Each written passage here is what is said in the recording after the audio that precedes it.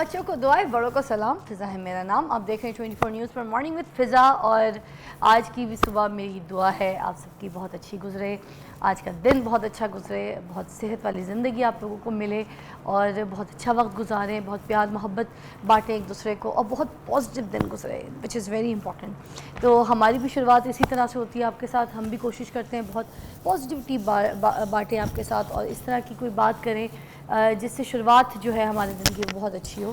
تو آج کی جو دن کی شروعات تھی ایک بہت ہی خوبصورت پرسنالٹی، ایک ایسا نام ہمارے پورے پاکستان کا جنہوں نے پوری دنیا میں جو ہے اپنی کامیابی کا، اپنی محنت کا، اپنے نام کا، اپنی پرسنالٹی کا جھنڈا لہرایا.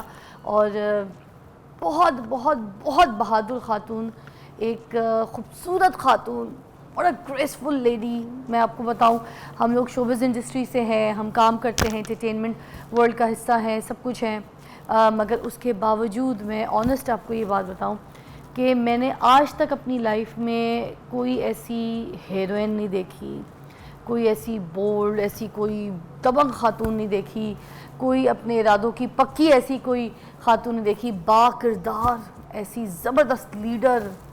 ٹھیک ہے، میری فیوریٹ. کیا سٹائل تھا ان کا، جنہوں نے عورتوں کو جینا سکھایا، زبان دی، کانفیڈنس دیا، معاشرے میں چلنا سکھایا، کچھ بننا سکھایا، یہ بتایا کہ جو عورت کچھ پڑھنا چاہتی ہے، تعلیم حاصل کرنا چاہتی ہے تو اس کے لیے کیا ہارورڈ، اس کے لیے کیا یہ آکسفورڈ یونیورسٹی، اس کے لیے ساری کیا یونیورسٹیز کچھ بھی نہیں ہے. وہ جہاں چاہے بیسٹ سے بیسٹ اعلیٰ تعلیم حاصل کر سکتی ہے. اور آج ہم جن کی بات کر رہے ہیں، جن کی ہم ذکر کر رہے ہیں، وہ ہے بے نظیر بھٹو شہید.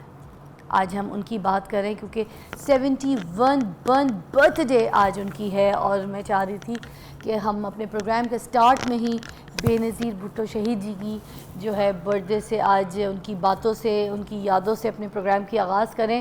میں تو ان کی تعریف کرنے پر آؤں تو مجھے لگتا ہے میری ساری ٹرانسمیشنز جو ہیں وہ میں ان کو ڈیڈیکیٹ کر سکتی ہوں. ٹھیک ہے، تو 21 جون کو وہ کراچی میں پیدا ہوئیں. ٹھیک ہے، اور اس کے بعد ملکی سیاست میں انہوں نے بڑھ چڑھ کر حصہ لیا.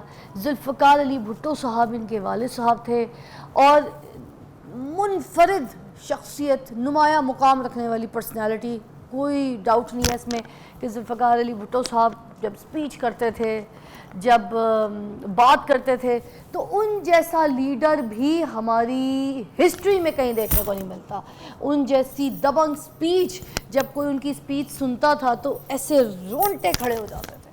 I swear after Quaid Azam, کیونکہ جو سپیچز میں نے سنی ہیں، آئی ایم سیریسلی شاکڈ. میں بتا نہیں سکتی کہ ہم لوگوں کے اندر کیا جوش و ولولہ پیدا کرتی تھی بھٹو صاحب کی سپیچز. اس کے بعد ایک وہ پرسنالٹی جن کی بیٹی آگے لیڈر بے نظیر بھٹو شہید، اور کیا دبنگ لیڈر، جس طریقے کی آواز، جس طرح کی پرسنالٹی، جس طرح اعلیٰ تعلیم انہوں نے حاصل کی.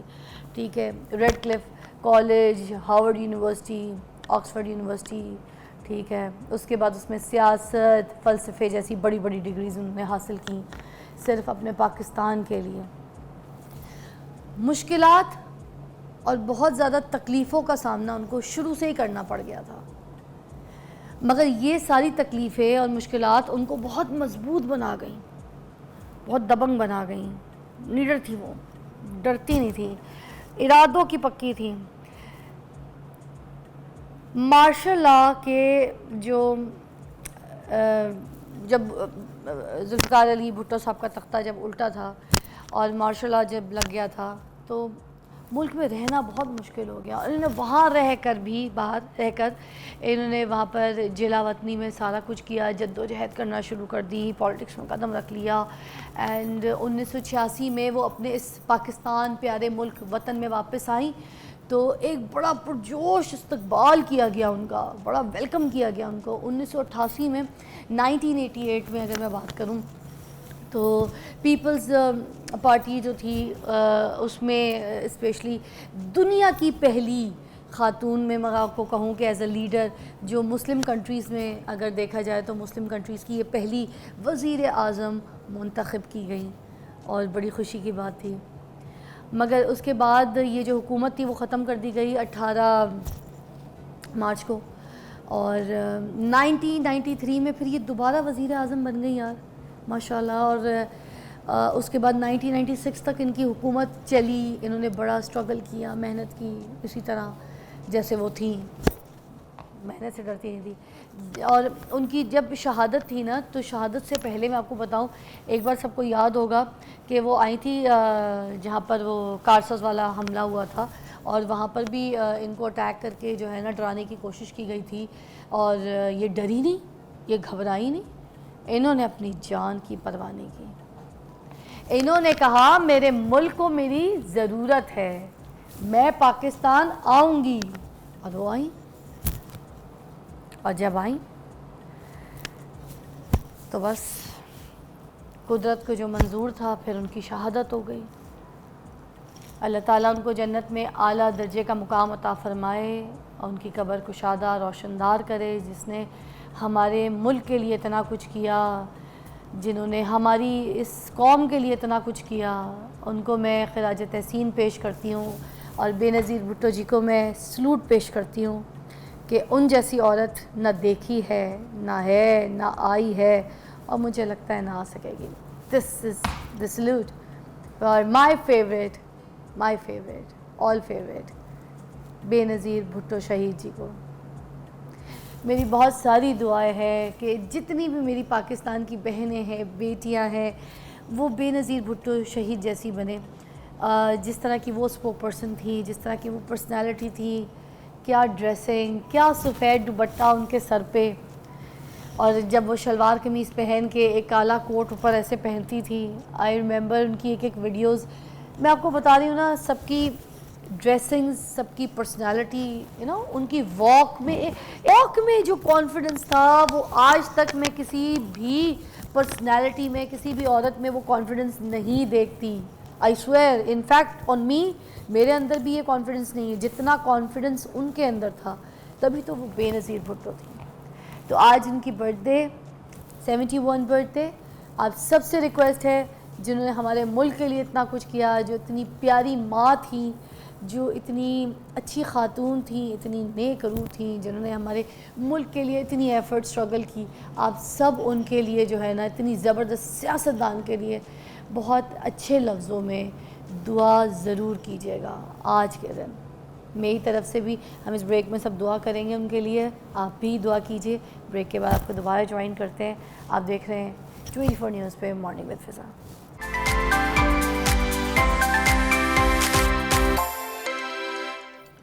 Welcome back, you watching morning with فضا. اور ناظرین, ہمارے ساتھ کراچی سے موجود ہیں رائد افضل, ایجوکیشنسٹ ہیں, اور ہم ان سے آج بات کریں گے ارلی ایئرز ایجوکیشن پر. جو بچوں کی اسپیشلی ہم ارلی ایجوکیشن سٹارٹ کر رہے ہوتے ہیں, تو ہمیں یہ پتہ ہونا چاہیے وہ کتنی ضروری ہے, کس حساب سے ہونی چاہیے, کیسی ہونی چاہیے. تو اس وجہ سے ہم نے آج رائد صاحب کو جو ہے مدعو کیا ہے, ہم ان سے بات کرتے ہیں. السلام علیکم رائد صاحب. جی وعلیکم السلام. جی کیسی طبیعت ہے رائد صاحب آپ کی؟ الحمدللہ بالکل ٹھیک ہے. اسکردو میں بیٹھا ہوں تو طبیعت اچھی ہوگی نا. ماشاء اللہ. تو بچے بھی ساتھ گئے, بیٹیاں ساتھ ہیں آپ کی؟ نہیں, وہ اگلی دفعہ آئیں گے, انہوں نے ٹریکنگ کرنی ہے, تو وہ 10 ڈے کے ٹریک پہ آ رہے ہیں. انہوں نے کہا آپ بوڑھے ہیں ہوئے ہیں, آپ جائیں, ہم جوان ہیں, ہم خود آئیں گے. ارے واہ. تو میری بات سنیں, جو اچھی اچھی ویڈیوز, جو اچھی پکچرز ہوں, تو پلیز ہمارے ساتھ شیئر کیجیے گا, کیونکہ میں بھی پلان کر رہی ہوں اسکردو کا. میری بھی بیٹی کی چھٹیاں ہیں نا, وہ کلاس 4 اس نے ابھی فنش کیا ہے, فرال نے. تو میری بھی ابھی یہی پلاننگ تھی کہ میں اس کو جو ہے اسکردو لے کر جاؤں. بلکہ میری ایک بہت اچھی کمپنی ہے جن کو میں نے سائن کیا ہوا ہے, جذبہ انٹرٹینمنٹ UK سے, وہ خاص طور پہ اسکردو کے لیے انہوں نے پلان کیا ہے. وہ اپنی بیگم بیٹی کو لے کر آ رہے, تو ہو سکتا ہے ہم سارے جو ہے نا اسکردو کی طرف نکلیں. تو آج ہم خیر یہ بات کریں گے کہ جو بچے ہیں, ٹھیک ہے, بچوں کی جو تعلیم ہے, اسپیشلی جو ارلی ایج کی تعلیم ہے, وہ کب شروع ہونی چاہیے, کس حساب سے ہونی چاہیے, کیسی ہونی چاہیے؟ جی رائد صاحب. دیکھیے, اس میں سب سے اہم بات, پلیز آج یہ بات آپ پلیز سب لوگ نوٹ کر لیں کہ 6 سال تک, 6 ایئرز آف ایج تک ہیومن پرسنالٹی 80% فارم ہو جاتی ہے. 80%. درست. اس کو 680 پرنسپل بولتے ہیں. میں دوبارہ دہرا دیتا ہوں, جو ہماری انٹیلیجنس ہے، جو ہمارا ایپٹیٹیوڈ ہے، جو ہمارا ایٹیٹیوڈ ہے، جو ہمارا اخلاق ہے، جو ہماری کمیونیکیشن سکل ہے، جو ہمارا تھنکنگ ایبلٹی ہے، کریٹیوٹی، انوویشن جو اس دنیا کی ہے، یہ ہماری آپ کی 80% 6 سال کی عمر تک ڈیولپ ہو گئی تھی. اچھا جی یہ بات آپ کو میری آواز آ رہی ہے؟ اچھا میں یہ پوچھنا چاہ رہی ہوں کہ بچوں کی پھر جی اس طرح ارلی ایج کی تعلیم کے لیے کون سا ماڈل جو ہے وہ صحیح ہے؟ جیسے مونٹیسری جی ہو گیا. دیکھیے اب اس ٹھیک ہے. میں جی دیکھیے اس میں اب اہم بات یہ ہے کہ یہ جو پرنسپل ہے جس کو 680 پرنسپل بولتے ہیں کہ 6 سال کی عمر تک 80% پرسنالٹی فارم ہو جاتی ہے، یہ ماریا مونٹیسری نے 1910-15 کے قریب یہ انہوں نے دیا تھا. انہوں نے کچھ پرنسپلز وضع کیے تھے جن کو 7 رولز بولتے ہیں کہ جس کے مطابق ہیومن پرسنالٹی میں کانسنٹریشن بلڈ ہونی چاہیے، اس کی ورک ایٹیٹیوڈ بلڈ ہونا چاہیے، اس کو پروجیکٹ کرنا آنا چاہیے. اس کے بعد اور بہت سے لوگوں نے اس پہ کام کیا ہے، یون پی اے جے ہے، میں لمبے نام نہیں لیتا، لیکن یہ ایک ہولسٹک اپروچ ہے اور اس میں آپ کے بچے کی جو پرسنالٹی ڈیولپ ہو جاتی ہے نا وہ پھر ساری عمر چلتی ہے. میں یہاں آپ سے یہ شیئر کرنا چاہتا ہوں کہ میں نے اپنی 6 بیٹیوں کی ارلی ایجوکیشن پہ بس توجہ دی تھی اور اس کے بعد انہوں نے سب نے میری 6 بیٹیوں نے ہوم سکولنگ کی ہے. اس کے بعد وہ کبھی اسکول نہیں گئیں اور انڈیپینڈنٹ لرننگ کر کے میری بڑی بیٹی پی ایچ ڈی تک پہنچ گئی ہے. جی یہ آپ نے مجھے بتایا تھا، میں اس بات سے بھی اس وقت سے بھی بہت امپریس تھی. اس وجہ سے میں نے سوچا ہوا تھا کہ جب میں یہ ارلی ایج کا ڈیزائن کروں گی ٹاپک تو آپ سے بات کروں گی. تو مجھے پلیز بتائیے گا کہ جو بچوں کی ابتدائی تعلیم ہے ارلی ایج کی، اس کو کس طرح سے دینا ہے، اس کی ترتیب کیا ہے، کیا رول ہونا چاہیے، کس چیز کو فالو کرنا ہے؟ دو رولز ہیں، بس 2 رولز ہیں جس سے آپ کا بچہ 3 ٹائمز مور انٹیلیجنٹ ہوگا اور کامیاب ہوگا. صرف 2 کام آپ نے کرنے ہیں. تو یہ کیا ایک تو کیا ہے؟ آپ نے اپنے بچوں کو سٹوریز اور پوئم سنانی ہے، مدر نے خود سنانی ہے. اچھا پوئمز اینڈ سٹوریز، رائٹ؟ یس اچھا بہت روز سنائیں، کھانا چھوڑ دیں، کپڑے چھوڑ دیں، سب کچھ چھوڑ دیں، اپنے بچے کو سٹوری سنائیں، پوئم سنائیں، سٹوری سنائیں، چاہے وہ یہ آئی That's C number the one. مون، چاہے وہ اس طرح کی I see the moon and the moon sees me, God bless the moon and the God bless me, baa baa black شپ، اچھا ہمٹی ڈمٹی سیٹ آن اے وال، اس طرح نیٹ پہ سب. بہت دیکھیے اب ہمیں وہ پرانی سٹوریز کی اس لیے ضرورت نہیں ہے پوئمز کی، کیونکہ نیٹ کے اوپر ایک سے ایک آئی ہوئی ہے. اب آپ نیٹ پہ سرچ کریں، کہیں ارلی ایجوکیشن، ارلی پوئمز، ہاں بس ارلی پوئمز لکھیں، آپ کے سامنے انبار آ جائے گا. بیبی شریک پتہ نہیں ٹھیک ہے کون کون سی جی آپ آ یوٹیوب پہ جاتی ہیں چلے ایسی. جائیں، وہاں ان کے دھونے بھی ہیں. لیکن one very important thing, what? اپنے بچے کو پلیز یوٹیوب کے سامنے مت بٹھائیں. آپ مدر ہیں، آپ جب پوئم سنائیں گی تو اس کا الگ ایفیکٹ ہوگا، اس کا ایفیکٹ ہوگا، یوٹیوب کے سامنے بٹھانے سے ایفیکٹ نہیں آئے گا. اچھا ٹھیک، مطلب جو پیرنٹس ہیں، جو ہم مدرز ہیں، ہم نے سنانی ہے یوٹیوب پہ دیکھ کے، پڑھ کے، یاد کر کے بچوں کے ساتھ، بچوں کی تربیت کے لیے، مگر ان کو یوٹیوب پکڑا کے یہ نہیں کہ تم نرسری رائمز جو ہے وہ سنتے رہو. اوکے ٹھیک ہے. اس سے کیا فرق آئے گا، اس سے فرق کیا آئے گا، پہلے اس کی لاجک بھی بتا دیں تاکہ سننے والوں کو سمجھ آئے. جی دیکھیے آپ نے سنا ہے نا ایموشنل انٹیلیجنس. جی ایموشنل انٹیلیجنس میں آپ کے آڈینس کے لیے تھوڑا سا ایکسپلین کر دوں. ایک ہوتی ہے ہماری برین کی پاور، ایک ہوتی ہے ہمارے جذبات کی پاور، ہماری فیلنگز کی پاور. ہم کتنے کانفیڈنٹ ہیں، کتنے انڈیپینڈنٹ ہیں اور کتنا چیزوں کو پوری طاقت کے ساتھ کرتے ہیں، کتنی پریشانیوں کو کنٹرول کرتے ہیں، اینگزائٹی کو کنٹرول کرتے ہیں. یہ کی ہے، یہ کی ہے. آج کے دور میں، آج کے اے آئی کے دور میں یہ چیز زیادہ ضروری ہے. That's number 1. اچھا جب ماں بچے کو پوئم سناتی ہے، سٹوری سناتی ہے، تو اس کی باڈی میں سے انرجی نکلتی ہے، وہ اس کے بچے میں ٹرانسفر ہوتی ہے، وہ اس کے بچے کے اندر جاتی ہے، جس سے اس کے اندر یہ ایموشنل اسٹرینتھ بلڈ ہوتی ہے. او واو. اچھا یہ تفریح سرگرمیاں جو ہوتی ہیں، جس سے ہم ایسی ایکٹیویٹیز جس میں کھیل کود کے بچوں کو پڑھا رہے ہوتے ہیں، اس میں ایسی ایکٹیویٹیز کیا ہم گھر پہ کر سکتے ہیں بچوں کو تاکہ ان کا انٹرسٹ ڈیولپ ہو، یا پھر اس طرح کا کوئی کانسیپٹ؟ اچھا یہ نمبر 2 پوائنٹ آپ نے کہا. نمبر 1 پوائنٹ تھا پوئم سٹوریز. نمبر 2 پوائنٹ یہ ہے کہ آپ نے اپنے بچے کو مٹیریلز دینے ہیں جس میں اس کے ہاتھ کی انوالومنٹ ہو, وہ اپنے ہاتھوں سے چیزیں بنائے اور دیر تک بناتا رہے. آپ کے بچے کو بیٹری والے ٹوائز نہیں چاہیے, آپ کے بچے کو گیجٹس نہیں چاہیے, آپ کے بچے کو مٹی چاہیے, پانی چاہیے, کلر چاہیے, سیزر چاہیے, پیپر چاہیے, جی رنگ, ہاں یہ سب چاہیے, پیپر, پینسل, اسٹیشنری کے آج کل بچے بہت زیادہ شوقین میں نے دیکھے ہیں. صرف مطلب میری بیٹی نہیں, میں نے باقی گھروں میں بھی دیکھا, اسٹیشنری لورز ہو گئے بچے. ٹرو. اسٹیشنری, آپ اپنے بچے کو اسٹیشنری دیں, ایکسپینسو ٹوائز نہیں دیں.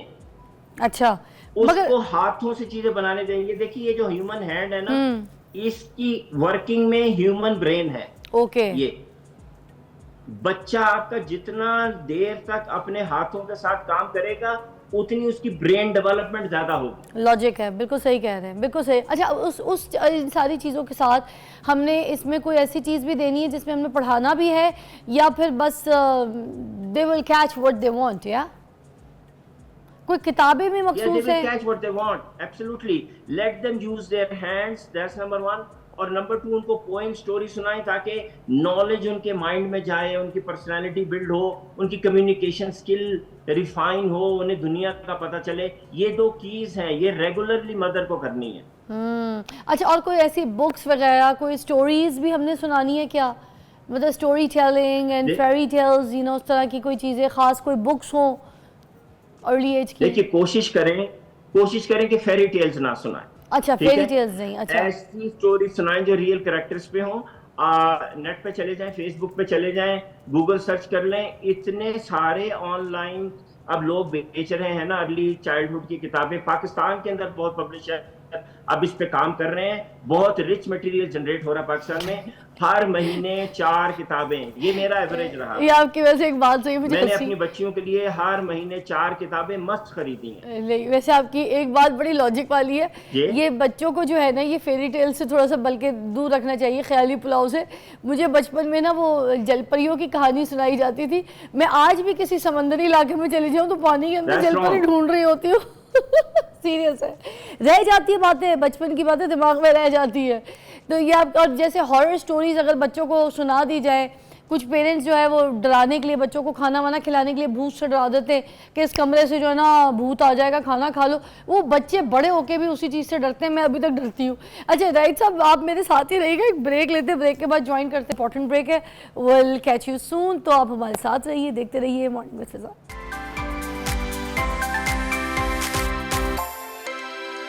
Welcome back, you watching morning with فضا. ہمارے ساتھ رائد صاحب موجود ہیں, ایجوکیشنسٹ ہیں, اور ہم آج ان سے ارلی ایج کی ایجوکیشن ہے بچوں کی, اس کے بارے میں پوچھ رہے ہیں. ابھی بریک سے پہلے ہم بات کر رہے تھے کہ کچھ پیرنٹس جو ہیں بچوں کو کھلانے پلانے پڑھانے کے لیے ڈرا دیتے ہیں بھوت سے, کہ بھوت آئے گا, اس کمرے میں بھوت ہے, بستر کے نیچے سے ہاتھ آ رہا ہے, یہ پڑھائی کر لو, جلدی سے سو جاؤ, یہ کام کر لو ورنہ بھوت کھا جائے گا, چڑیل آ جائے گی, ٹھیک ہے, اس طرح کی چیزیں. تو مجھے تو میرے بھائی بہنوں نے بھوت سے بہت ڈرایا تھا, کیونکہ امی تو میری کام کرتی تھی باہر. تو میرے بھائی بہنوں کا جو تو وہ ڈرانا ہے نا, وہ میرے ابھی تک یہاں بیٹھ گیا ہے. میں ابھی تک واش روم اگر چلی جاتی ہوں نہانے کے لیے تو میں فرال کو ریکویسٹ کرتی ہوں, فرال تم باہر بیٹھ جاؤ کہ تم نے جانا نہیں میرے واش روم کے باہر سے. تو یہ اثر انداز ہوتا ہے چھوٹے سے بچے کے اوپر. جب میرے پر ہو سکتا ہے, میں اب اس ایج میں ہوں, اس کے باوجود میں ڈرتی ہوں. تو یہ جو بھوت ہے نا, یہ بھوت پھر آپ کی زندگی سے کبھی نہیں جاتا, تو بچوں کو ڈرانا نہیں چاہیے. anyway رائد صاحب کہاں گئے؟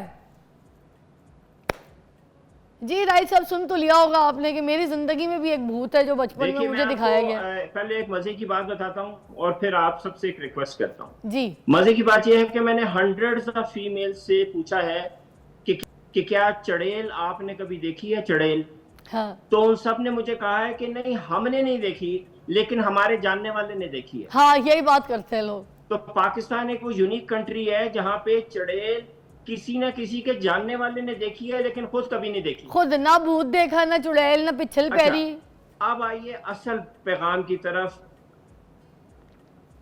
ہاں, لیکن کسی جاننے والے نے ضرور دیکھی ہوئی ہے. وہ مجھے کہتی ہیں, وہ ہماری رشتہ دار ہیں, انہوں نے دیکھی تھی. آپ نے دیکھی تھی کہ نہیں دیکھی تھی؟ نہیں میں نے تو نہیں دیکھی کبھی. اب دیکھیے اصل پیغام یہ بہت امپورٹنٹ بات ہے. میں ہنڈریڈز آف بچوں کے ساتھ اب تک ڈیل کر چکا ہوں, اف ناٹ تھاؤزنڈس. ہاں بات یہ ہے کہ اگر آپ اپنے بچے کو آج کے دور میں ایک تحفہ ایز اے مدر گفٹ دینا چاہتی ہیں نا, تو وہ یہ ہے کہ اس کو فیئر لیس کر دیں, وہ لائف میں کامیاب ہو جائے گا. ارے واہ, مسٹ. ارے واہ, کسی بھی چیز آج سے کے خوف دور زدہ کا نہیں سب کریں. سے بڑا پرابلم ہے فیئرس. صحیح بات ہے, کسی بھی قسم کا. دیکھیے وہ نہیں کھاتا, چھوڑ دیں. ڈرا کے جو آپ نے اس کو کھایا نا, تو آپ نے اس کو فزیکلی تو اسٹرانگ کیا, لیکن مینٹلی ایموشنلی آپ نے اس کو ویک کر دیا. وہ جو فزیکل ویکنس ہے وہ ریکور ہو جائے گی, لیکن جو ایموشنل ویکنس ہے نا, فیئرز اندر آ گئے, وہ اس کو آگے چل کے ہانٹ کریں گے, اس کو تنگ کریں گے. میں ایسے نوجوانوں کو جانتا ہوں جو سب کچھ ہوتے ہوئے بھی ترقی اس لیے نہیں کر پا رہے کیونکہ بچپن میں ان کی مدرز نے ان کو بہت ڈرایا تھا. بالکل درست فرما رہے. اچھا راہید صاحب, مجھے بتائیے گا, جو جاپنیز بچے ہوتے ہیں ان کی ارلی ایج میں آپ نے دیکھا ان کی ایجوکیشن ایسی ہوتی ہے کہ ایسے یوں کٹ کٹ کٹ کٹ کٹ کیلکولیشن کرتے ہیں اور وہ میتھمیٹک میں آپ کو سارے جواب دے دیتے ہیں. تو سارا ان کو ایسا اس طریقے سے الجبرا ہو گیا, یہ ساری میتھمیٹکس کیلکولیشنز ان کی سو کوئک ہوتی ہے. وائی ناٹ ہمارے پاکستان میں بچہ اتنا تیز ہوتا ہے؟ کیا کوئی ایسی اسپیشل ٹیکنیک وہ یوز کرتے ہیں جو ہمارے پاکستان میں, ہمارے ملک میں نہیں ہے بچوں کو میتھس پڑھانے کے لیے؟ دیکھیے اگر اب ہم نے جاپنیز کی بات کرنی ہے نا, تو یہاں پہ دو باتیں جو آپ نے بات کی, یہ نمبر 2 ہے. نمبر 1 بات پتہ وہ اپنے بچوں کو کیا سکھاتے ہیں؟ Manners and cleanliness. آپ دیکھ لیجئے ہمارے معاشرے میں ماسی کلچر, میڈ کلچر میں کتنا بڑا ایشو ہو گیا ہے کہ ہمارے بچے ٹائیڈی اپ نہیں کرتے, ان کے مینرز اچھے نہیں. ہمارے بچوں کو 4 میجک ورڈز نہیں آتے, excuse me, sorry, thank you, please. آپ نوٹ کیجئے, ہم نے اپنے بچوں کو نہ اسکول میں سکھایا نہ گھر میں سکھایا کہ بیٹا جب غلطی ہوتی ہے تو سوری کرتے ہیں, جب کسی سے فیور لیتے ہیں تو تھینک یو کرتے ہیں. جاپنیز کلچر میں 9 سال کی عمر تک وہ بچوں کو مینر سکھاتے ہیں, excuse me, sorry, thank you کرنا سکھاتے ہیں, اور اس کے بعد ان کو ایکٹیویٹیز دیتے ہیں, پروجیکٹس دیتے ہیں جس سے ان کے میتھ کے کانسیپٹس کلیئر ہوتے ہیں. اور پھر ان کے پاس ہے ایبیکس, میں اب اس کی ڈیٹیل میں نہیں جا رہا, جس سے بچوں کو پریکٹیکلی مینٹل میتھ کرنا آتا ہے. What ہمارے is ہاں مسئلہ exactly, یہ ہے ہم عام بچوں کو لوگوں کو بس سمجھا دیں ایبیکس, what is abacus exactly in دیکھیے the form ایبیکس of؟ جو ہے نا ایک بہت پرانا چائنیز ٹول ہے جس کے اوپر نمبرز ہوتے ہیں بالز کی صورت میں. تو وہ جب بچوں کو دیتے ہیں نا تو اس سے ان کو ایڈ سبٹریکشن کرنا بہت اچھا آ جاتا ہے. ایبیکس کے اوپر بہت ساری ویڈیوز موجود ہیں, جب تک آپ وہ ٹول دیکھیں گے نہیں نا آپ کو ڈیٹیل میں سمجھ نہیں آئے گا, لیکن آپ وہ دیکھ لیجئے. کہنے کا مطلب یہ کہ اس سے بھی پہلے آ جائیں. وہ بچوں کو کانکریٹ چیزیں دیتے ہیں, ٹھیک ہے, یعنی وہ 2+2 نہیں کرتے, وہ کہتے ہیں دیکھو یہ 2 بالز ہیں نا, یہ 2 چیزیں ہیں. مثال کے طور پہ انہوں نے کہا یہ 2 فلاورز ہیں, ٹھیک ہے, اور یہ اس کے ساتھ 2 اور فلاورز ہیں, ان کو ہم نے ایڈ کیا تو کتنے بنے؟ 1 فلاور, 2 فلاور, 3 فلاور, 4 فلاور. اس طرح وہ کانکریٹ چیزوں سے بچوں کو ایڈیشن, سبٹریکشن, ملٹیپلیکیشن سکھاتے ہیں. ہم اسٹریٹ نمبرز پہ چلے جاتے ہیں, اس کی وجہ سے ہمارا مائنڈ میں نمبرز کلیئر نہیں ہو پاتے, ہماری ویلیوز کے لیے کانسیپچول انڈرسٹینڈنگ نہیں ہوتی. ہم بالکل صحیح کہہ رہے ہیں, نومیریکل نمبرز کے اندر پھنس جاتے ہیں, پھر ہمیں ٹیبلز بھی یاد نہیں ہوتی ہیں, ان کی ٹیبلز ٹیکنیکس بھی بہت ڈیفرنٹ ہوتی ہیں, اور ہم لوگ ابھی تک اپنے بچوں کو بس ٹیبلز ہی یاد کرانے پہ لگے رہتے ہیں. یوٹیوب کا میں آپ سے سوال کرنا چاہوں گی, آپ کہہ رہے تھے کہ بچوں کو یوٹیوب نہ دیں, تو میرا امپورٹنٹ سوال یہ ہے جیسے ٹاکنگ اینجلا, اس طرح کے پروگرامز ہو گئے, وہ بہت زیادہ بچوں کو جو ہے نا کچھ سکھا رہے ہوتے ہیں, بچے بہت کچھ اسے سیکھ بھی رہے ہیں. تو آپ کہہ رہے ہیں کہ یوٹیوب نہیں دینا, تو کچھ ایسے پروگرامز تو ہیں جہاں پہ ڈیانا روما ٹائپ بچے بڑے شوق سے دیکھتے ہیں, اس سے کچھ سیکھ بھی رہے. تو اب اگر انہوں نے آگے جا کے, ٹھیک ہے, ویسے بھی اس ڈیجیٹل میڈیا, اس یوٹیوب وغیرہ, اس سارے اس چیزوں میں آنا تو ہے, تو کیا اپنی سپرویژن میں ہم بچوں کو دکھا سکتے ہیں فلٹر کر کے کہ this is your program, this is you can see and this is good for you اور ناٹ؟ یہ بہت امپورٹنٹ سوال ہے. اس کے لیے آپ سمجھ لیجئے کہ now we leave in 2 worlds. ایک دنیا ہے ریئل ورلڈ, یہ جو میری آپ کی دنیا ہے جس میں ہم انٹریکشن کر رہے ہیں, اور ایک ہے ورچوئل ورلڈ, ٹھیک ہے. یہ جو ورچوئل ورلڈ ہے نا, جس میں یوٹیوب آ گیا, سارا موبائل فون آ گیا, انٹرنیٹ آ گیا, یہ ورچوئل ورلڈ جو ہے نا یہ اوپر کی منزل ہے.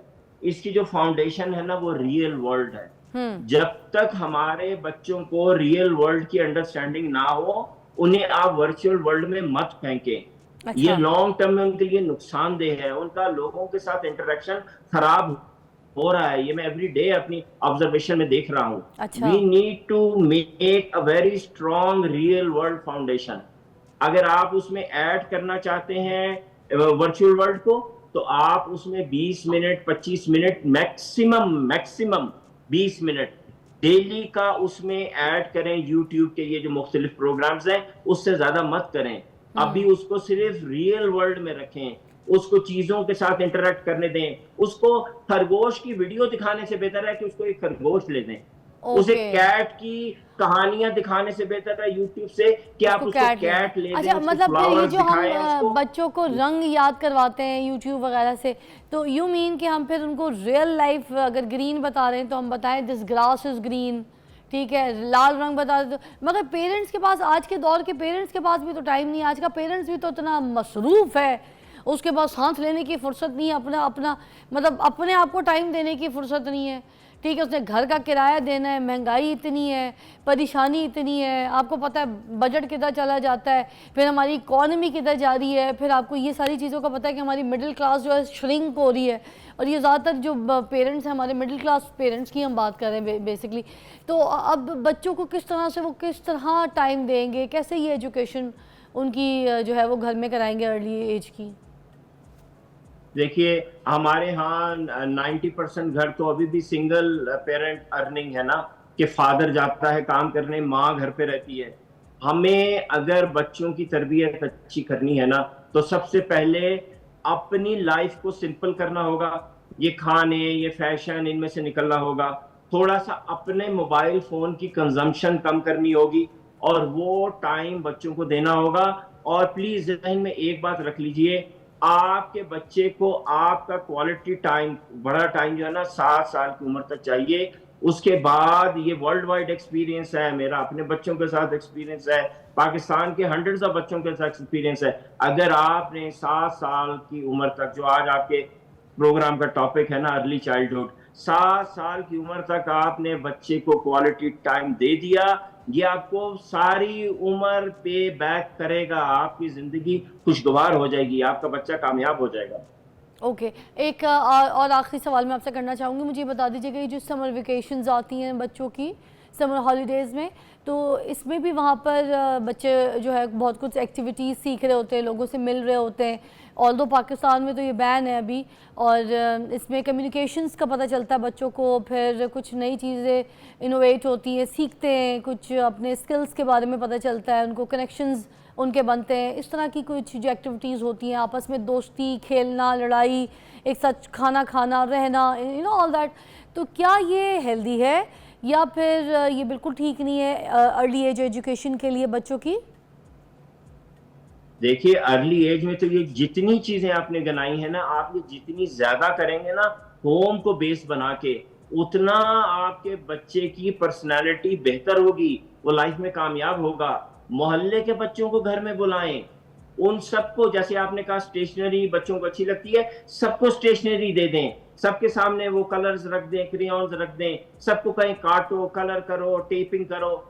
جتنا زیادہ 4-8 بچے ہیں, اس سے ایک کمیونٹی سینس بچوں کی اچھی بلڈ ہوتی ہے, اس سے ان کی سوشل بانڈنگ اچھی ہوتی ہے, جو کہ آج کی بہت زیادہ ضرورت ہے. تو آپ کا گھر پہلا بچے کا سکول ہونا چاہیے. جو آپ سمجھتے ہیں نا کہ نہیں میرا کام تو بس اس کو سکول بھیجنا ہے, نہیں, آپ کا گھر پہلا سکول ہوگا تو آپ کا بچہ کامیاب ہوگا.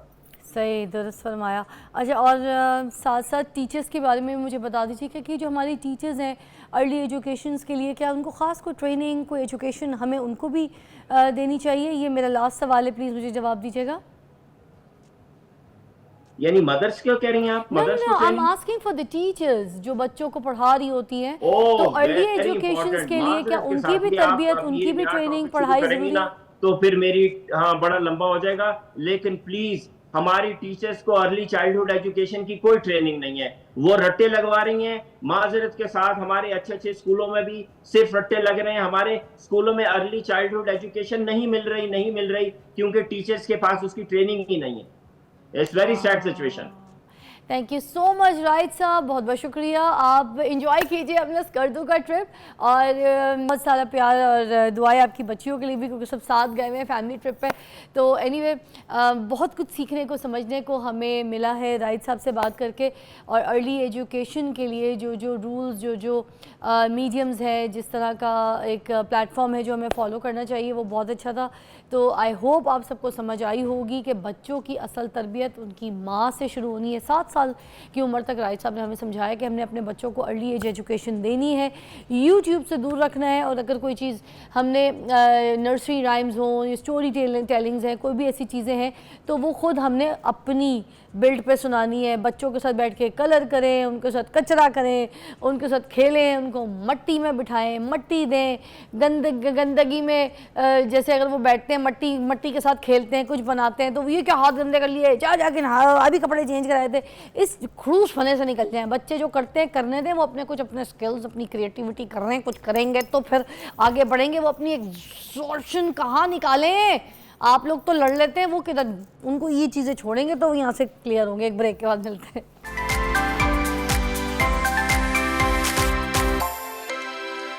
वेलकम बैक, आप देख रहे हैं मॉर्निंग विद फ़िज़ा। और नाज़रीन, हाफिज़ शफ़ीकुर रहमान ज़ाहिद साहब आज हमारे प्रोग्राम में मदू हमने उनको किया है, और इस वजह से किया है कि आज जुमे का दिन है, और इस मुबारक दिन में हम ये चाहते हैं कि हम आप तक वो बात पहुँचाएँ जो आपके लिए ज़रूरी है, आपकी ज़रूरत है, और उसमें आपको राह रास्त हासिल हो सके। तो जिसके लिए हमने आज हमारे मेहमान को मदू किया, और टॉपिक ये है कि हम इनसे ये जानेंगे कि ये जो रिस्क में बरकत है और ये रिस्क में जो कमी है, ये जो हो जाती है, ये किस तरह से पूरी हो सकती है, उसके क्या वज़ाइफ हैं। तो हमारे साथ जो तशरीफ़ फरमा है वो है हाफिज़ शफ़ीकुर रहमान साहब। अस्सलाम वालेकुम। वालेकुम अस्सलाम व रहमतुल्लाहि व बरकातहू। अच्छा, सबसे पहले मैं तो ये जानना चाहूँगी शफ़ीकुर रहमान साहब कि कुरान पाक में ऐसी कौन सी आयात हैं जिसमें रिस्क की कुशादगी के लिए उसको पढ़ा जा सकता है, और तिलावत का सही तरीका भी आपने बताना है। बिस्मिल्लाहिर्रहमानिर्रहीम। सबसे पहले फ़िज़ा, रिज़्क़ क्या है और रिज़्क़ का कंसेप्ट क्या है, इसको समझने की ज़रूरत है। जी। कुरान मजीद की आयत है इन्नल्लाहा हुवर रज़्ज़ाक़ु ज़ुल कुव्वतिल मतीन, कि बिज़नेस, जॉब, रिज़्क़, उसके मुतल्लिक़ हमारा कंसेप्ट तसव्वुर क्या है। असल वही हमारा खुदा है, जॉब हमारी खुदा बनी है, बिज़नेस हम अपने आप को बिज़नेस के साथ इस तरह अटैच करते हैं कि बिज़नेस की वजह से रिश्तेदारी, बिज़नेस की वजह से दीनदारी और बिज़नेस की वजह से दोस्ती सब छूट रही है। गोया कि आप समझते हैं कि मैंने इसको वक़्त ना दिया और इसको पूरे 24 घंटे ना दिए तो मेरा घर भी ख़त्म हो जाएगा, मेरे मामलात भी परेशान कुन हो जाएंगे। तो रिज़्क़ में असल चीज़ ये है कि राज़िक़ अल्लाह है। राज़िक़ आपका बिज़नेस नहीं है, राज़िक़ आपकी जॉब नहीं है, राज़िक़ आपका इल्म नहीं है, राज़िक़ आपका हुनर नहीं है। ये पहले दिन से आपको समझना पड़ेगा, ताकि आपको जो भी आए, थोड़ा आए सो अच्छा आए, थोड़ा आए सो बरकत वाला आए, थोड़ा आए सो सेहत वाला आए, थोड़ा आए सो अमन वाला और ईमान वाला आए, थोड़ा आए सो दुनिया आखिरत में कामयाबी वाला आए। ऐसे ही पहली बात तो ये है। दूसरी बात यह है कि जो रिज़्क़ है, जो आप काम करने लगे हैं, जो आप जॉब करने लगे हैं, जो आप बिज़नेस करने लगे हैं, उसकी ज़ाती हैसियत देखो कि वो इंदल्लाह हलाल है या हराम है, जायज़ है या नाजायज़ है। अगर इस स्टेप में गलती होगी कि आप रिज़्क़ की ही नशे का आपने बिज़नेस शुरू कर दिया है, या ऐसा जो ना वो सूदी निज़ाम शुरू कर दिया है, या इसी तरह जो ऐसी कमाई है जिसको कुत्तों की फ़रोख्त है, इसी तरह ऐसे जानवरों या की, मुल्क से बाहर रहते हैं तो रेस्टोरेंट में बार खोल ली है, बिल्कुल इस तरह की बिल्कुल। हरकत है। तो ऐसा आदमी जितना भी सादिक अमीन होगा उसका रिज़्क़ हराम है, जितना भी मेहनती होगा उसका रिज़्क़ हराम है, अच्छा जितना भी वो दयानत का मुज़ाहरा करने वाला है उसका रिज़्क़ हराम है। अच्छा। ये पक्की बात। तीसरी बात यह है कि आपका तसव्वुर भी सही है, कंसेप्ट भी सही रिज़्क़ के मुतल्लिक़, और जो काम कर रहे हैं वो जॉब और काम बिज़नेस भी ठीक है। आप तक पहुंचने के ज़राए क्या है? झूठ है, दजल है, झूठी कसम है, चोरी है, डाका है, फरेब है, क्या है? सच है, अमानत है, दयानत है। आपकी पॉकेट तक जो भी पैसे पहुंच रहे हैं, वालिदैन को भी चाहिए और बड़ों छोटों सबको चाहिए, मर्दों ख़वातीन सबको चाहिए कि मेरी पॉकेट में जो चीज़ पहुंच रही है उसको मुतल्लिक़ सोच विचार करें कि ये सही है या गलत है। खुद भी सोचें, पेरेंट्स भी सोचें। हाँ जी बिल्कुल। अच्छा। یعنی بیٹا آپ کی پے اتنی نہیں ہے لیکن اس دفعہ آپ نے مجھے اتنا کیوں دیا ہے. ہاں بیوی کہے کہ آپ کی پے اتنی نہیں ہے لیکن اس دفعہ ہمارا خرچہ بجٹ عام حالات سے زیادہ ہو گیا, اس کے باوجود آپ کے پاس موجود ہے, تو یہ کہاں سے آیا ہے؟ سوال کیا جا سکتا ہے. اور چوتھی بات یہ ہے کہ آپ جہاں خرچ کر رہے ہیں اس کا مصرف کتنا کیسا ہے. آپ صرف اپنے اوپر ہی لگا رہے ہیں یا اپنے بہن بھائیوں کے اوپر اپنے اوپر ہی لگا رہے ہیں, یا اپنے بیوی بچوں کے اوپر بھی خرچ کر رہے ہیں یا اپنے اوپر ہی لگا رہے ہیں, یا اپنے دائیں بائیں پڑوس اور دوست احباب جو غریب غربا اور فقراء یتیموں مسکینوں کی طرز کا ہے اس کے اوپر بھی خرچ کر رہے ہیں. پانچویں بات یہ ہے کہ آپ رزق کا صدقہ, رزق کی جو نہ زکوٰۃ, رزق کی خیرات نکار رہے ہیں کہ نہیں. جیسا کہ ابھی قربانی کا وقت گزرا ہے تو قربانی میں کے دوبارہ وقت ریپیٹ کروں گی, رزق کا جو کما رہے ہیں, جیسے کوئی بھی سیلری ہے, کوئی کام, رزق کا صدقہ نکالنا ہے, رزق کی خیرات نکالنی ہے, اور تیسرا اور اسی طرح رزق کی زکوٰۃ وغیرہ. اچھا, تین چیزیں. تو آپ اس میں دیکھیں, اگر فرض کریں آپ کے پاس اچھا خاصا مال ہے لیکن آپ قربانی نہیں کر سکے, آپ کے پاس مال ہے آپ اس کی زکوٰۃ نہیں نکال رہے, تو یہ رزق آپ کے لیے چند دنوں یا مہینوں کے بعد وبال بننے والا ہے. کوئی فرد کھا جائے گا یا کوئی صحت کھا جائے گا, کسی کا ایمان کھا جائے گا اور کسی کا سکون کھا جائے گا. یہی وجہ ہے کہ بعض لوگوں کے پاس رزق اتنا آ رہا ہے لیکن صحت جا رہی ہے, رزق آ رہا ہے امن جا رہا ہے, رزق آ رہا ہے ایمان جا رہا ہے. تو گویا کہ کوئی نہ کوئی ایسی چیز ہے جو آپ کے لیے نقصان دہ ہے.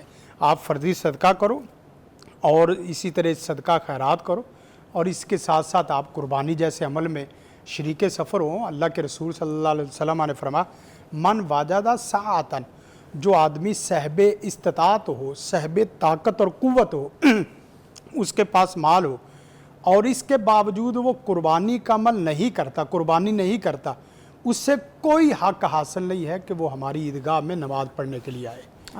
اس سے کوئی حق حاصل نہیں ہے کہ وہ ہماری دعاؤں میں شریک ہو.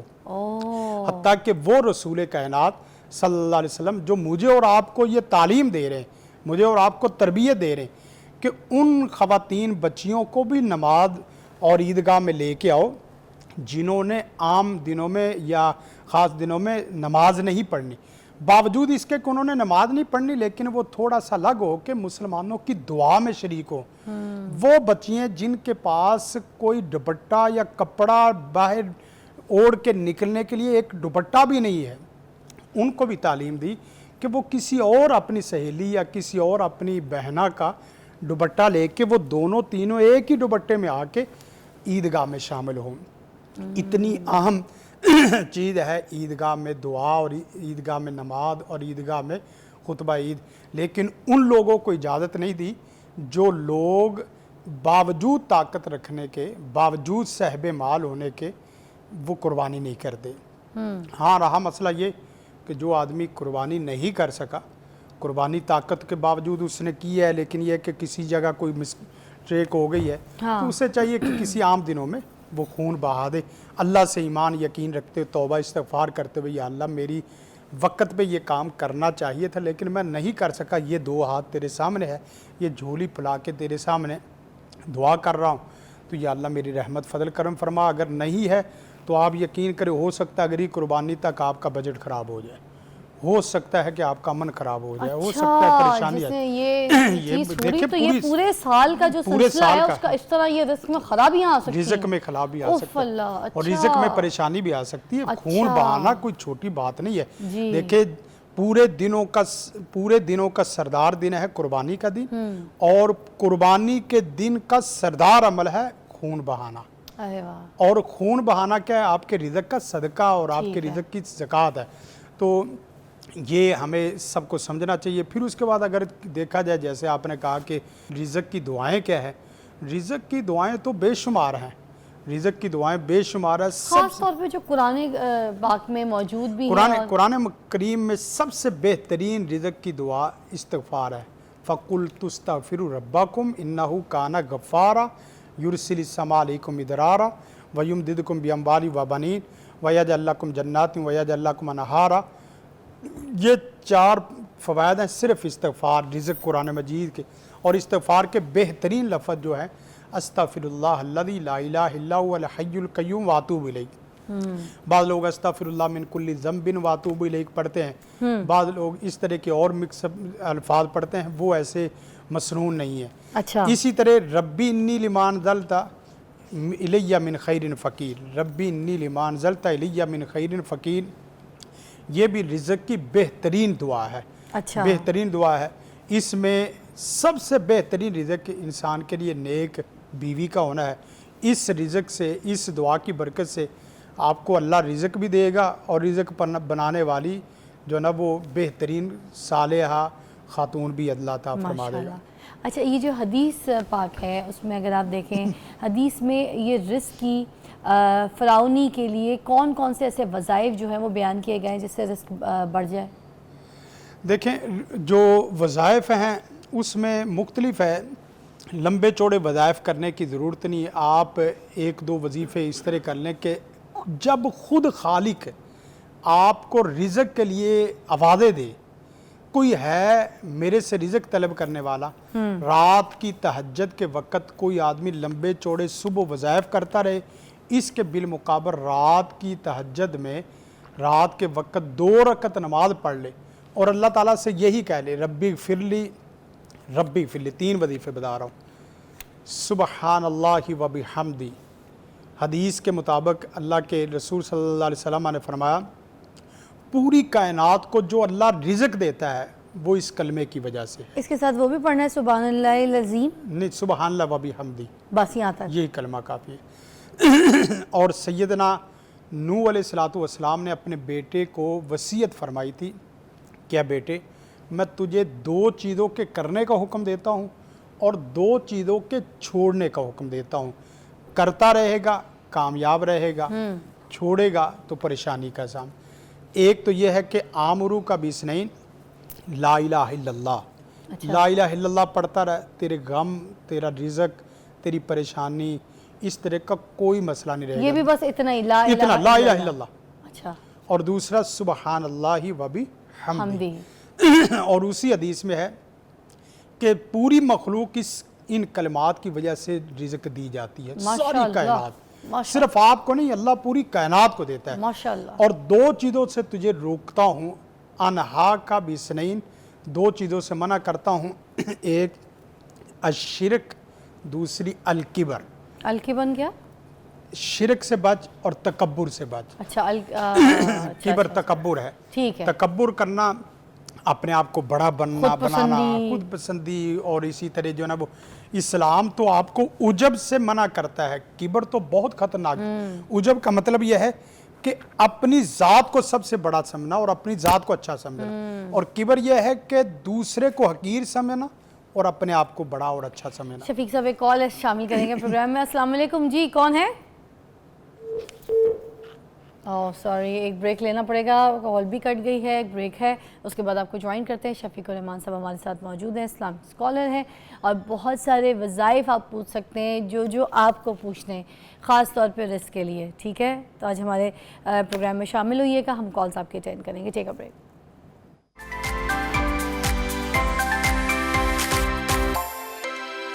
खुश आमदीद, शफीक रहमान इस्लामिक स्कॉलर हमारे साथ मौजूद हैं। जनाब, हम उनसे आज पूछ रहे हैं वज़ाइफ रिस्क की कुशादगी के लिए। अच्छा, मैं आपसे पूछना ये चाहूँगी कि रिस्क की कुशादगी के लिए कोई मखसूस नमाज़ें या दुआएं ऐसी हैं जो पढ़ें बहुत बेहतरी हो जाए? देखें, जो नमाज हाजत है वो किसी भी काम के लिए की जा सकती। मसलन आपकी बीमारी नहीं जा रही, आपकी कोई परेशानी नहीं जा रही, आपका रिज़्क़ का कोई मसला वो हल ही नहीं हो रहा, तो आपने 2 रकत अल्लाह के नाम की उस चीज़ की तरफ से करनी कि या अल्लाह मेरा रिज़्क़ खोल दे। आप 2 रकत नमाज़ पढ़ें और 2 रकत नमाज में पहली रकत में कुल यायुल काफिरून पढ़ ले, दूसरी रकत में कुल हुवल्लाह पढ़ ले, या पहली रकत में सब्बिह इस्मा रब्बिकल आला पढ़ लें और दूसरी रकत में हल अता का हदीसुल गाशिया पढ़ लें। फिर उसके बाद आप अल्लाह के सामने दुआ करें, और दुआ का सबसे बेहतरीन तरीका जो रिज़्क़ की दुआ में या आम दुआ में है, सबसे पहले अल्लाह की तस्बीह बयान करें, अल्लाह की हम्द व सना बयान करें। शुरू ही में अपना मसला ना रखें। आप देखें अल्हम्दुलिल्लाह रब्बिल आलमीन अर्रहमानिर रहीम मालिकी यौमिद्दीन इय्याका नअबुदु व इय्याका नस्तईन, इहदिना ये हमारा मसला था, हमें हिदायत दे। लेकिन इहदिना वो एंड पे जाके, शुरू में अल्हम्दुलिल्लाह रब्बिल आलमीन یہ عام معاشرتی طریقہ بھی ہے کہ آپ پہلے اللہ کی حمد ثنا بیان کریں، پھر درود پاک پڑھیں، پھر اس کے بعد آپ رزق کی دعا کریں۔ رزق کی مختصر دعاؤں میں اللہم انی اسألک علما نافعا و رزقا طیبا و عملا متقبلا، یہ بھی دعا زبردست ہے۔ اور ایک 4 لفظی دعا بہت بڑی، اللہم اغفر لی ورحمنی وعافنی ورزقنی، اے اللہ میرے سارے گناہوں کو جڑوں سے ختم کر دے، ورحمنی میرے اوپر رحم نامی جو چیز ہے وہ ساری عطا فرما دے، اور مجھے سر سے لے کے پاؤں تک ہر قسم کی عافیت عطا فرما دے، اور مجھے وافر پاک صاف طیب رزق نصیب فرما۔ ماشاءاللہ، یہ دعا بہت زبردست ہے۔ کسی کو کچھ نہ آتا ہو، ربی غفرلی تو پڑھ سکتا ہے کہ آرام سے ربی غفرلی ربی غفرلی ربی غفرلی یہ پڑھتا رہے، اللہ کے فضل و کرم سے اس کے رزق کے تمام مسائل حل اس ہو کو جائیں۔ قید کرنا ہے درود شریف میں اول آخر یا پھر درود پاک تو لازمی ہے، یہ درود پاک کے بغیر آپ کا کوئی مسئلہ حل نہیں ہونا۔ اوکے، خاص ہاں، اور درود پاک کے متعلق آتا ہے جو آدمی درود پاک پڑھتا ہے، اذن تکفا ہمک، تیرے سارے پریشانیوں کو، تیری تمام تکلیفوں کو، تیری تمام ازمائشوں کو، تیرے تمام غموں کو اللہ اٹھا کے ختم کر دے گا، باہر دے مارے گا۔ اچھا۔ اور اسی طرح ساتھ ساتھ آپ کے سارے گناہ اللہ تعالیٰ معاف فرما دے گا۔ شفیق الرحمان صاحب، ایک بات مجھے آپ سے کلیئر کرنی تھی، اللہم صلی علی یا پھر اللہم صلی علی سید، یہ مجھے بتا دیجیے گا۔ یہ تو لفظ تلفظ کا ہی مسئلہ ہے، اللہم صلی، صلی ہے، صلی نہیں ہے، اوکے، صلی ہے، کیونکہ موسٹلی یہی پڑھتا ہے نا، اللہم صلی علی سیدنا نہیں محمد وہ وعلی اللہم محمد۔ صلی علی وہ غفلت ہو جاتی ہے اچھا، لفظوں کے پڑھنے میں۔ اللہم صلی سواد ہے، ٹھیک ہے، اور اسی طرح صلی ٹھیک، لام کے نیچے زیر ہے۔ ٹھیک ہے، تو یہ جیسے عذرائے تفنن میں کہہ دیتا ہوں، بعد ایریا بھی بے بے، اور بعد ایریا بھی بی بی، تو آپ نے کیا پڑھنا ہے؟ یہ تو بعض لوگ کہتے ہیں کہ ہم سادہ ہیں اور سادہ پڑھتے ہیں، بھئی قرآن سادہ نہیں ہے اور سنت سادہ نہیں ہے، آپ اس کو سیکھیں۔ اللہم صلی علی محمد وعلی آل محمد، یہ مختصر درود پاک اتنا ہی زبردست قسم کا ہے۔ اس کے علاوہ اللہم صلی علی محمد وعلی آل محمد وسیدنا و مولانا، اللہم صلی وسلم وبارک وسلم، اس طرح کے الفاظ حدیث میں نہیں ہے، عربی میں اچھے لفظ ہے، لیکن مسنون ذکر وہی ہے جو رسول کائنات نے بذات خود کیا ہے اور آپ کی تعلیم دی ہے۔ پورا، جی، بہت شکریہ۔ اچھا، ایک کال شامل کریں گے پروگرام میں۔ السلام علیکم، کون ہے جی؟ ٹی وی کا والیوم بیٹا بند کرنا پڑے گا، پھر میں بات کر سکوں گی بیکاز مجھے آواز نہیں آ رہی۔ جی ہلو، جی، ہیلو، السلام علیکم۔ ہلو، جی ہیلو، السلام علیکم، بولیے۔ ٹی وی کا والیوم بند کرنا پڑے گا گڑیا۔ ٹھیک ہے جی۔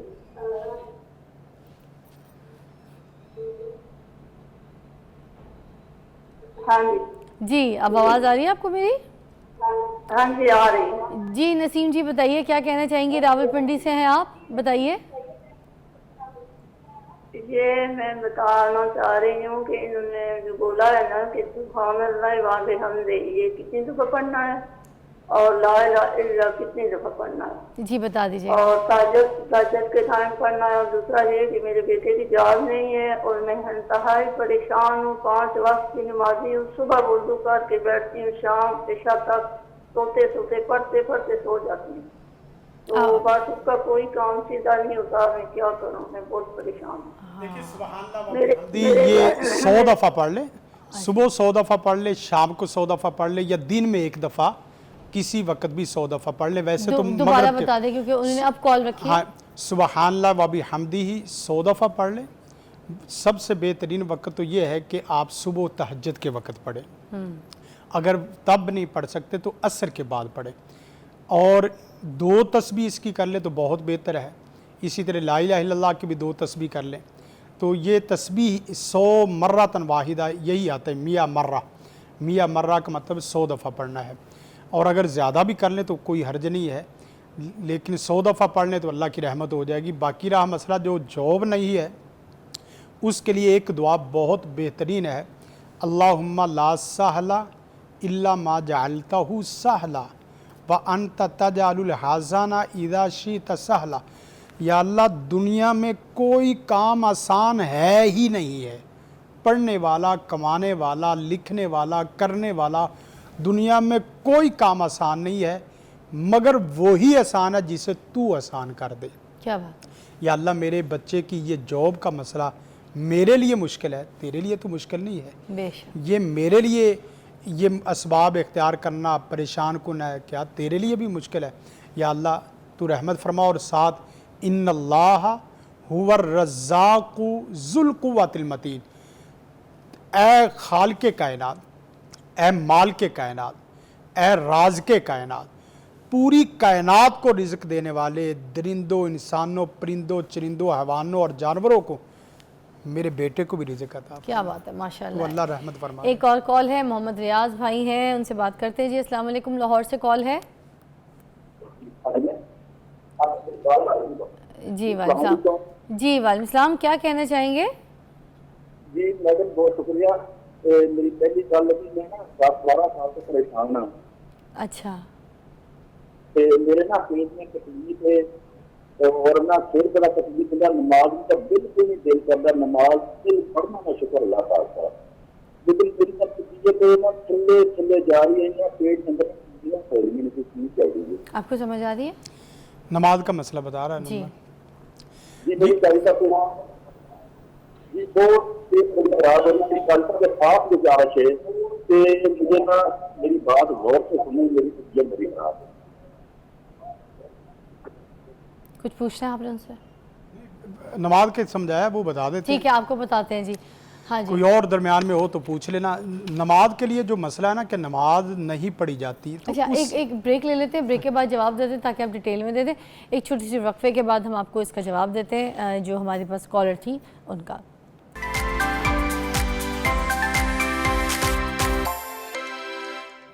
खुशामदीद। हमारे साथ शफीकुर रहमान साहब तो मौजूद थे और अब हमें प्रोफेसर उबैद रहमान शफीक साहब ने भी हमें ज्वाइन किया और हम आज बात कर रहे हैं रिस्क की कुशादगी के ऊपर। वज़ाइफ हम जो है पूछ रहे हैं। वेलकम कहूँगी आपको भी, बहुत बहुत शुक्रिया आपके लेट आने का, बहुत शुक्रिया। हमेशा लेट आते हो है ना, मगर खैर आए हैं तो आपका जो है फ़ायदा ज़रूर उठाएंगे हम। हमें ये बताइएगा कि कौन कौन से ऐसे वज़ाइफ आपको लगता है, क्योंकि टाइम हमारे पास कम है, जो ज़रूर पढ़ने चाहिए रिस्क की कुशादगी के लिए? बहुत शुक्रिया, thank you very much. First of all सबसे पहले तो एक अमल है जो बिल्कुल हदीस में रसूलुल्लाह ने वाज़ेह फरमा दिया। आपने फरमाया मन अहब्बा अन युबसत लहू फ़ी रिज़्क़िही, हर वो बंदा जो ये चाहता है कि उसके रिज़्क़ में इजाफ़ा हो जाए, रिज़्क़ में कुशादगी हो जाए, तो एक अमल रसूलुल्लाह सल्लल्लाहु अलैहि वसल्लम ने बताया कि उसको ये चाहिए कि वो अपने रिश्तेदारों के साथ सिला रहमी करे। तो रिश्तेदारों के साथ सिला रहमी करने से रसूलुल्लाह ने फरमाया कि आपके रिज़्क़ के अंदर इजाफ़ा हो जाता है। अच्छा, अब सिला रहमी जिसमें अपने भाई बहन भी आ जाते हैं, भाई बहन भाई बहन इस्टेब्लिश नहीं है और एक भाई इस्टेब्लिश हो जाता है, तो वो भाई जो है बाकी अपने भाइयों को एस्टैब्लिश। अब सिला रहमी ना एक खास टर्म है। अच्छा। इसके बारे में स्पेसिफिकली रसूलुल्लाह ने फरमाया कि जो सिला रहमी का रिश्ता है ये अर्श के साथ लटका होता है। अच्छा। और जो इंसान सिला रहमी करता है ये अल्लाह ताला से दुआ करता है उस बंदे के लिए कि अल्लाह इसको जोड़, अल्लाह इसकी रिज़्क़ में इजाफा फरमा, वो हमेशा जो है वो दुआ करता रहता है। अब सिला रहमी से मुराद क्या है? सबसे पहले तो इसमें रिश्ते आते हैं, उन्हें हम आमतौर पर कहते हैं कराबतदारी के रिश्ते, जिन्हें ब्लड रिलेशंस कहते हैं। आपके वालिदैन सबसे पहले आपके सिला रहमी के सबसे ज़्यादा हकदार है, फिर आपके बच्चे आ जाते हैं, फिर आपके बहन भाई आ जाते हैं, वो आपके सिला रहमी के हकदार हैं। अब सिला रहमी में हमने करना क्या है? पहली बात यह है कि हमने हमारे रिश्तेदारों के साथ ख़ास तौर पे जहाँ पर आम तौर पे उसे शरीका कहते हैं, तो बाज़ दफ़ा कुछ थोड़ी सी अनबन हो जाती है, बहन भाइयों से भाभियों से अनबन हो जाती है। अब उसमें आपकी तरफ से पहली बात यह है कि कभी भी उनके हक़ में कोई ज़्यादती नहीं होनी चाहिए। उनकी तरफ से अगर आपके हक़ में कोई ज़्यादती हो जाती है तो आपने कोशिश करनी है कि आप उनकी खैर खाही के कामों में हमेशा उनके मददगार रहें, उनसे ताल्लुक़ नहीं तोड़ सकते। मिसाल के तौर पे वो कहते हैं कि अच्छा उसने मेरे बच्चे को ये बात कही थी, लिहाजा अब मेरा उनके साथ आना जाना बंद हो गया। हाँ। मेरा किचन उनके साथ बंद हो गया, ना हम उनके घर कोई तोहफा भेजेंगे, ना उनसे तोहफा लेंगे। सो इस तरह नहीं कर सकते आप। अगर आप नंबर एक उलमा ने इसमें जिक्र किया कि हमारे यहाँ आमतौर पे कहते हैं कि हमारा आपसे सलाम दुआ बंद हो गई है, तो रिश्तेदारों के साथ जितना मर्जी भी इख्तिलाफ हो जाए आप उनसे सलाम लेना बंद नहीं कर सकते। अच्छा। तो जो इंसान इख्तिलाफ के बावजूद भी अपने रिश्तेदारों के साथ सिला रहमी करता है, उनकी खैर ख्वाही करता है, उनको सलाम करता है, उनके लिए अच्छा सोचता है, तो अल्लाह ताला उसके रिज़्क़ में इजाफा करते हैं। अच्छा, तो ये बिल्कुल रसूलुल्लाह ने डायरेक्ट अमल बता दिया कि जिसके ज़रिए से आपके रिज़्क़ में इजाफा होगा। और एक चीज़ उलमा ने जिक्र किया कि रिश्तेदारों पर खर्च करना, یہ بہت مشکل اس عمل میں ہوتا ہے. یہی والی بات آ جاتی ہے جو میں آپ سے پوچھ رہی تھی کہ اگر کوئی ایک بھائی یا بہن اسٹیبلش ہو گئی ہے بالکل. تو وہ باقی اگر رہ گئے تو ان کو بھی اسٹیبلش کرنے میں، ان کو بزنس سیٹ کرنے میں یا کام یا نوکریاں لگوانے میں ان کی مدد کرتا ہے، تو وہ بھی صلہ رحمی میں وہ بھی صلہ رحمی کے اندر آتا ہے. اور بعض دفعہ اگر آپ کے بہن بھائی ہیں تو آپ کے اوپر یہ حق ہے کہ آپ ان کو، اگر اللہ تعالیٰ نے آپ کو آپ کی بساط سے زیادہ دی ہے، صاحب حیثیت دیا، تو ان کے اوپر خرچ کرنا یہ آپ کا حق ہے ان رشتہ داروں کو. حتیٰ کہ دیکھیں میں عبید بھائی کی بات کو آگے بڑھاؤں گا کہ صلہ رحمی سے رزق بھی نہیں بڑھتا، صرف رزق ہی نہیں بڑھتا، رزق بھی بڑھتا ہے، عمر بھی بڑھتی ہے اور محبت بھی بڑھتی ہے. کیا بات. تو اور صلہ رحمی کی سب سے چھوٹی شکل السلام علیکم ورحمۃ اللہ وبرکاتہ کہنا ہے، اور صلہ رحمی کی سب سے بڑی شکل یہ ہے کہ آپ اس کو جہنم کی آگ سے بچائیں. اپنے رشتہ داروں کو جہاں کھلانا پلانا ہے وہاں ان کو جہنم کی آگ سے بچانا، مطلب نماز روزے ذکر اذکار پہ لگانا، یہ سب سے بڑی صلہ رحمی کی شکل ہے. کیا بات ہے. اچھا لاسٹ منٹ ہے، وہ جو ایک ہماری کال آئی تھی جنہوں نے آپ سے علاج پوچھا تھا، پہلے وہ بتا دیجئے مسئلہ، پھر اس کا جواب بتا دیجئے گا تاکہ باقیوں کی بھی مدد ہو. جی عبید بھائی آپ دیں گے. جی ابھی جب بریک کے دوران ہمیں کال آئی تھی تو وہ پرسن بہت پریشان تھے، لائک جیسے ان کا ایسے فیل ہو تو بیمار بھی تھے کافی عرصے سے، اور ان کا ایسا تھا جیسے ان کو کچھ بندش وغیرہ اس طرح کا سلسلہ ہوا ہے ہمارے پاس کال پہ. جی اوکے. تو ان کے حوالے سے یہ ہے کہ ایک تو سب سے پہلے ان کو جو ہے جیسے کہ شفیق صاحب نے بھی بتایا کہ ایک تو ہے کہ ان کے اوپر جادو کا اثر ہوا ہے اور بہت زیادہ اثر ہوا ہے، جس کی وجہ سے خاص طور پر ان کے رزق میں بندش ہو گئی ہے. تو اس کے لیے سب سے پہلے تو ان کو ایسی دعائیں کرنی ہے جس میں استغفار کے الفاظ ہوں، کیونکہ قرآن مجید میں اللہ تعالیٰ فرماتے ہیں فَقُلْتُ اسْتَغْفِرُوا رَبَّكُمْ إِنَّهُ غَفَّارٌ. جو استغفار کرتا ہے اس کے ذریعے سے اللہ تعالیٰ رزق میں اضافہ فرما دیتے ہیں. تو ہر وہ دعا جس کے ذریعے سے استغفار ہو یا جس میں استغفار کے الفاظ ہوں وہ ان کے لیے کارآمد ہے. اس کے ساتھ ساتھ اسپیسیفکلی جو ان کے اوپر کوئی اثر ہوا ہے اس کے لیے ان کو صبح شام جو ہے یہ دعا پڑھنی ہے ربی انی مسنی الضر وانت ارحم الراحمین، جس سے بیماری کا اگر کوئی اثر ہوتا ہے تو وہ بھی دور ہوگا. اور اس کے ساتھ ساتھ ہر وہ چیز جو آپ کے لیے تکلیف کا باعث ہے، چاہے وہ جادوئی کیوں نہ ہو، چاہے وہ جسمانی لحاظ سے تکلیف ہو رہی ہے، چاہے وہ روحانی لحاظ سے تکلیف ہو رہی ہے، چاہے وہ فائنینشلی تکلیف ہے کہ آپ کے فائنانس ختم ہو رہے ہیں، تو آپ ربی انی مسنی الضر وانت ارحم الراحمین، ربی انی مسنی الضر وانت ارحم الراحمین. یہ خاص دعا ہے، یہ جو صبح اور شام تقریباً جو ہے انہوں نے 10 مرتبہ جو ہے وہ پڑھنی ہے. اور اس کے ساتھ ساتھ جو قل ہیں قل کا اہتمام کریں اور درود کا اہتمام کریں، تو اس سے انشاءاللہ العزیز جو ہے ان کے رزق کے اندر اضافہ بھی ہوگا اور ان کی بندش بھی ختم ہوگی. تھینک یو سو مچ. ایک بریک لیتے ہیں، بریک کے بعد آپ کو دوبارہ جوائن کرتے ہیں. آپ دیکھ رہے ہیں مارننگ وتھ فضا.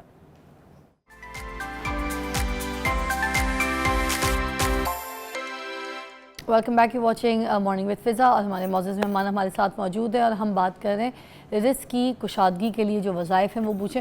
اچھا مجھے یہ بتائیے گا کہ اب مرد جب دوسری شادی کرتا ہے تو اس کے رزق میں اضافہ ہو جاتا ہے؟ کیونکہ میرا سوال یہ ہے کہ جب عورت جو ہے جب اس کے مرد کے نکاح میں آتی ہے تو مرد کا جو رزق ہے وہ عورت کے نصیب سے آتا ہے. تو جب وہ دوسری شادی کرتا ہے یا پھر تیسری شادی کرتا ہے یا چوتھی شادی کرتا ہے تو کیا اس کے رزق میں اضافہ ہوتا جاتا ہے؟ جی بالکل. اس میں علماء نے ذکر کیا ہے کہ جو انسان یہ چاہتا ہے کہ اس کے رزق میں اضافہ ہو تو جو شریعت کے حد میں رہتے ہوئے زیادہ نکاح کرنے سے بھی رزق میں اضافہ ہوتا ہے.